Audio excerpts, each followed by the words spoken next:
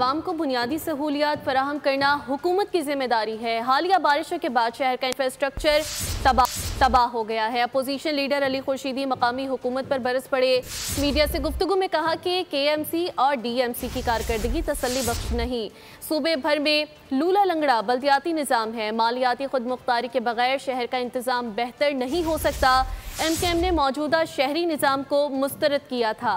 बल्दियाती निज़ाम नाफिज करने में जमात इस्लामी और PTI ने पीपल्स पार्टी का साथ दिया। देखिए, लोगों को रिलीफ मिले, लोग परेशान हैं, लोगों को आप पानी नहीं दे पा रहे। लोग जिस सड़क पे सफ़र करते हैं वहाँ पे सड़क नहीं है, सड़क ढूंढने से मिलती है। लोगों के पास नौकरियाँ नहीं है, मुआशी हालात वैसे ही बड़े सख्त हैं इस पाकिस्तान के।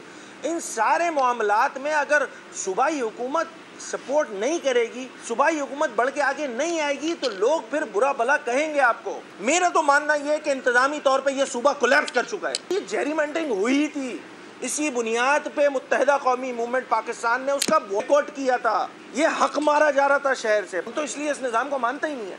और अब मालियाती वो खुद मुख्तार है ही नहीं, तो वो काम ही नहीं कर सकता। सब्सक्राइब करें और बेल दबाएं ताकि कोई खबर रह न जाए।